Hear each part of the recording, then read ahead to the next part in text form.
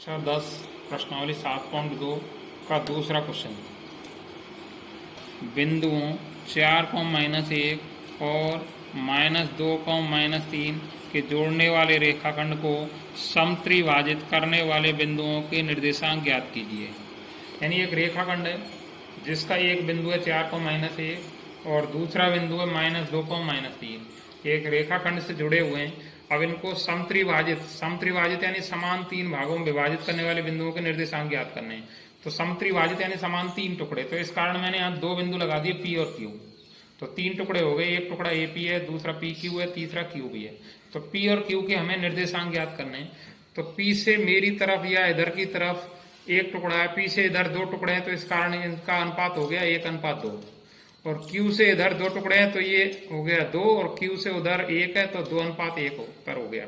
तो इनके अनुपात आपको ध्यान रखने, किताब में दिए हुए या प्रश्न में दिए हुए नहीं आएंगे, तो ध्यान रखने। तो पहले हमने A पर लिख लिया x1 और y1 और B पर लिख दिया x2 और y2। चेंज नहीं कर सकते, पहले कह चुका हूं मैं। और अनुपातों पर लिख लिया m1 और m2 लिख दिया। आगे अंतः विभाजन सूत्र से बिंदु P के निर्देशांक। तो सूत्र लगा लिया x बराबर m1 x2 plus m2 x1 बटे m1 प्लस m2, और y सूत्र लगा लिया m1 y2 plus m2 y1 बटे m1 प्लस m2। तो x के स्थान पर x, बराबर के स्थान पर बराबर।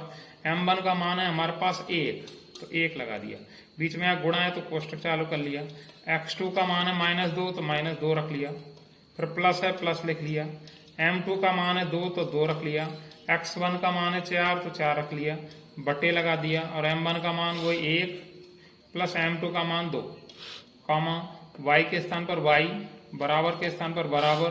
m1 का मान है हमारे पास 1, गुणा के लिए कोष्टक, और y2 का मान है हमारे पास -3 प्लस m2 का मान है 2, गुणा y1 का मान है हमारे पास y1 -1, और बटे में m1 का मान 1 प्लस m2 का मान 2। अब यहाँ पहले जोड़ेंगे नहीं, पहले गुणा करेंगे। तो x के स्थान पर x, 2 एकम 2 तो -2, 4 दूनी 8 तो प्लस का 8, बटे 2 और 1 3 हो गए। और 8 में से 2 हटा दिया तो 6 बच गए प्लस के। 6 में 3 का भाग लगा दिया तो उत्तर आ गया 2, यानी x का मान 2 है। अब इधर भी 3 एकम 3 तो -3, 2 एकम 2 तो माइनस का 2, और बटे में आ गया 3। दोनों ऋणात्मक है, माइनस के तो हो गए -5 बटे 3। तो अतः बिंदु P के निर्देशांक हो गए 2, -5 बटे 3। अब इसी प्रकार जैसे हमने P के निकाले हैं तो Q के निकालेंगे। Q पर यह माना जाएगा अब x और y, और m1 m2 ये ना होकर अब ये दोनों m1 और m2। m1 का मान 2 है, m2 का मान 1 है। तो अंतः विभाजन सूत्र से बिंदु Q के निर्देशांक, पहले सूत्र लगा लिया। x बराबर m1 x2 plus m2 x1 बटे m1 plus m2, comma y बराबर m1 y2 plus m2 y1 बटे m1 प्लस m2। तो x के स्थान पर x, m1 का मान है अब 2, ये वाला है m1 2, तो 2 रख दिया m1 का मान, गुणा x2 का मान है हमारे पास -2, तो कोष्टक -2 रख लिया, प्लस m2 का मान है 1, तो 1 रख लिया। x1 का मान है हमारे पास 4, तो 4 रख लिया, बटे m1 का मान 2 प्लस m2 का मान 1, कॉमा y के स्थान पर y, बराबर के स्थान पर बराबर।